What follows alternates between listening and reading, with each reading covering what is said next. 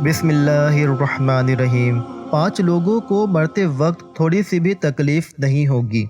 वो 5 खुश नसीब लोग कौन कौन से हैं, जानेंगे आज की इस वीडियो में। लिहाजा वीडियो को आखिर तक ज़रूर देखिएगा। नज़ा के वक्त मुसलमान को जो तकलीफ़ होती है, इस पर अल्लाह रब्बुल इज़्ज़त की जानिब से नेकियां अता की जाती हैं। जैसा कि सुनन इब्ने माजा में रिवायत है, हज़रत आयशा रज़ी अल्लाह ताला अन्हा फरमाती हैं कि रसूल अकरम सल्लल्लाहु अलैहि वसल्लम उनके पास तशरीफ़ लाए, इस हाल में कि उनके पास उनका कोई करीबी रिश्तेदार मौत की सख्ती में मुब्तला था। रसूल अकरम सल्लल्लाहु अलैहि वसल्लम ने मुशाहिदा फरमा कर हज़रत आयशा रज़ी अल्लाह ताला अन्हा से फरमाया, अपने रिश्तेदार पर गमगीन ना हो, इसलिए कि ये उसकी नेकियां हैं। नेज़ हज़रत आयशा रज़ी अल्लाह ताला अन्हा से ही इस मज़मून की रिवायत है कि जब से रसूल सल्लल्लाहु अलैहि वसल्लम की वफ़ात की तकलीफ़ मैंने देखी, अब मैं किसी मुसलमान मैयत की हालत नज़ा की तकलीफ़ को उसके हक़ में बुरा नहीं समझती। बस मज़कूरा हदीस से मालूम होता है कि नज़ा के वक्त होने वाली सख्ती मरने वाले की बदअमालियों का हरगिज़ नतीजा नहीं होती। मुसलमान के हक़ में उस पर अजर व सवाब और गुनाहों की मुआफ़ी की ही उम्मीद रखनी चाहिए। नाज़रीन, 5 लोगों को मरते वक्त तकलीफ़ नहीं होगी। हज़रत सैयदना उस्मान गनी रज़ी अल्लाह ताला अन्हा ने फरमाया, दुनिया में 5 लोग ऐसे हैं जिनको मरते वक्त ज़रा बराबर तकलीफ़ नहीं होगी। उनकी रूह आसानी से निकलेगी। हालत नज़ा में इंसान की आधी रूह अंदर होती है और आधी रूह बाहर होती है, और बंदा शदीद तकलीफ़ में होता है। इस वक्त इंसान को प्यास इतनी लगती है कि इंसान ये चाहता है कि समंदर का पानी पी जाऊं, और अगर 7 समंदर का पानी वो पी भी जाए फिर भी उसकी प्यास कभी ख़त्म नहीं होगी। रूह निकलते वक्त इंसान को जो तकलीफ़ हो रही होती है वो नाकाबिले बयान है। हज़रत सैयदना उस्मान गनी रज़ी अल्लाह ताला अन्हा ने फरमाया, ये 5 लोग ऐसे हैं कि इन्हें मरते वक्त ज़रा भी तकलीफ़ ना होगी, यानी मौत आसान होगी और बग़ैर तकलीफ़ के होगी। पूछा गया कि जनाब वो कौन से 5 लोग हैं जिन्हें मौत की सख्ती में भी नरमी मुयस्सर होगी? तो फरमाने लगे कि सबसे पहला शख्स वो है जो अपने माँ बाप की मौत के बाद, यानी माँ बाप के मरने के बाद, विरासत का हिस्सा अपनी बहनों को पहुँचाने में जल्दी करता है, यानी विरासत का हिस्सा अपनी बहनों को जल्द और बर वक्त पहुँचाता है। ऐसा ना हो कि बहन के बच्चे भूख से बिलख रहे हों और तुम बहन के हक पर कब्जा किए बैठे रहो, और बहन इस इंतज़ार में रहे कि मेरा भाई कब मुझे मेरे माँ बाप की विरासत में से हिस्सा देगा। बहुत बार ये भी देखने में आता है कि बहन की शादी नहीं हुई जबकि वालिदैन दुनिया से रुखसत हो गए, तो भाई ने कहा कि कोई बात नहीं, जब बहन की शादी करूँगा तो इसका हिस्सा उसे जहेज़ की सूरत में दे दूँगा। याद रहे कि इस्लाम में बहनों को जहेज़ देना फ़र्ज़ नहीं जबकि उनको विरासती हक़ देना फ़र्ज़ है। दरअसल औरत को जहेज़ देना यहूदियों की रस्म है। इस्लाम इसकी तरगीब नहीं देता, लेकिन इस्लाम में औरत का विरासती हिस्सा देना फ़र्ज़ है। वाज़ेह रहे कि वालिदैन की विरासत में जिस तरह उनकी नरीना औलाद का हक़ और हिस्सा होता है, इसी तरह बेटियों का भी इसमें शरई हक़ और हिस्सा होता है। वालिदैन के इंतकाल के बाद उनका विरासत पर बेटों का खुद तन तनहा कब्ज़ा कर लेना और बहनों को उनके शरई हिस्से से शरई हक़ से महरूम कर देना नाजायज़ और सख्त गुनाह है। भाइयों पर लाजिम है कि बहनों को उनका हक़ और हिस्सा इस दुनिया में ही दे दें, वरना आखिरत में देना पड़ेगा, और आखिरत में देना आसान नहीं होगा। हदीस मुबारका में इस पर बड़ी वईदें आई हैं। हज़रत सईद बिन ज़ैद रज़ी अल्लाह ताला अन्हा फरमाते हैं, रसूल अल्लाह सल्लल्लाहु अलैहि वसल्लम ने फरमाया, जो शख्स किसी की बालश्त भर ज़मीन भी अर्ज़ रहा जुल्म लेगा, क़यामत के दिन 7 ज़मीनों में से इतनी ही ज़मीन उसके गले में तोक के तौर पर डाली जाएगी।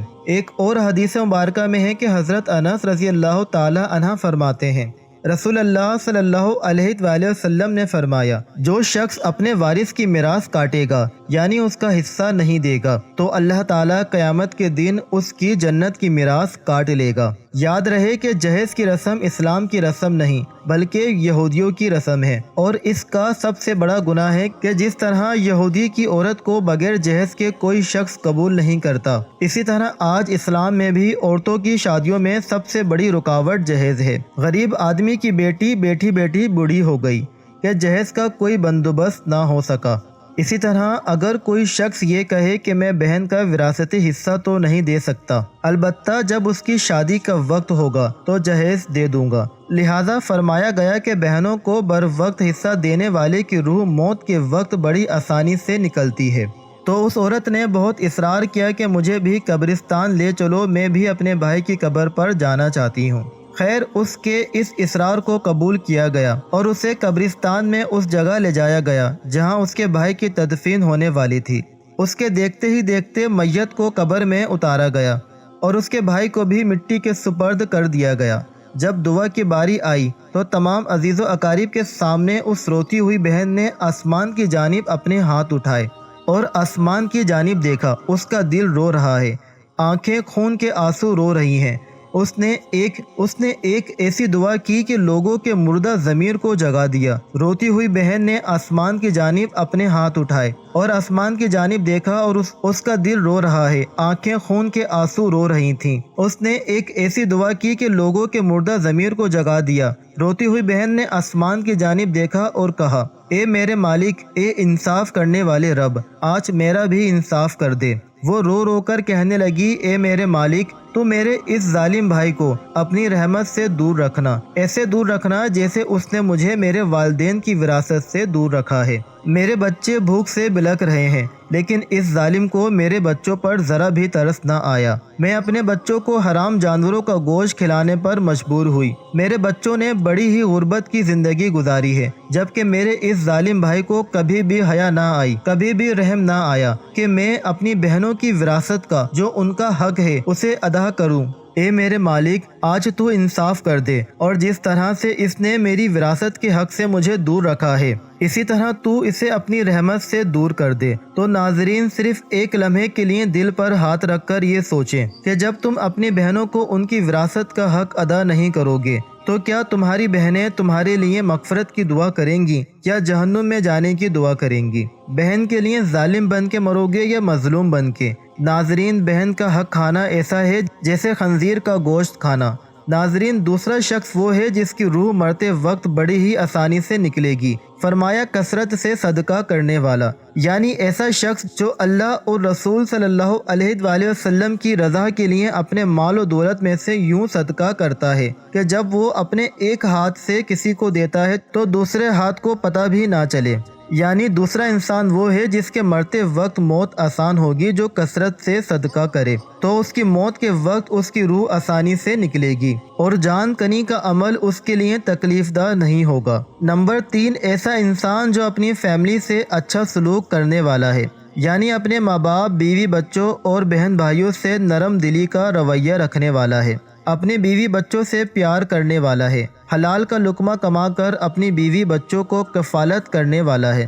بزرگان دین فرماتے ہیں کہ جب رزق تنگ ہونے لگے تو دسترخوان کو وسیع کر لیا کرو، یعنی اپنی بیوی بچوں پر خرچ کرنا بھی صدقہ ہے، انہیں کھانا پلانا صدقہ ہے۔ لہٰذا ایسا شخص جو اپنی فیملی پر خرچ کرتا ہو اور ان سے حسن و سلوک کرتا ہو تو جب وہ دنیا سے رخصت ہوگا تو اس کی روح نکلنے میں آسانی ہوگی اور اسے کوئی تکلیف نہ ہوگی۔ اس طرح حضرت عثمان غنی رضی اللہ تعالی عنہ نے فرمایا، جو شخص یہ سوچ کر نماز ادا کرتا ہے کہ جو نماز وہ ادا کر رہا ہے وہ میرے نبی صلی اللہ علیہ وآلہ وسلم کی آنکھوں کی ٹھنڈک ہے۔ نماز دین کا ستون ہے، نماز مومن کی معراج ہے، اسلام کفر میں تفریق ہے، تو 5 وقت کا نمازی موت کے وقت کسی قسم کی سختی میں مبتلا نہ ہوگا۔ پھر فرمایا 5واں وہ شخص ہے جو قرآن کی تلاوت کرتا ہو، یعنی خود بھی قرآن پڑھتا ہو اور دوسروں کو بھی قرآن سکھاتا ہو۔ پھر فرمایا راتوں کی تنہائیوں میں اٹھ کر قرآن پڑھا کرو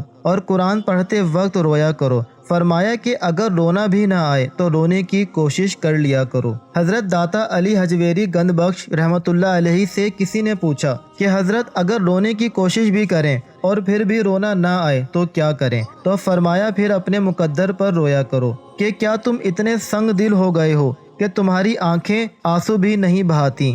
ناظرین، اللہ تعالیٰ سے دعا ہے کہ اللہ تعالیٰ ہم سب مسلمانوں کی موت کے وقت کی سختیوں کو دور فرمائے اور ہمیں ان 5 باتوں پر عمل کرنے کی توفیق عطا فرمائے۔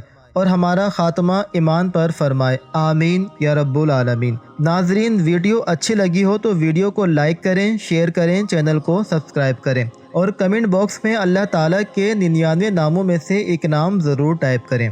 اگلی ویڈیو تک کے لیے اجازت دیجیے، اللہ حافظ۔ ملتے ہیں ایک اور نئی ویڈیو کے ساتھ۔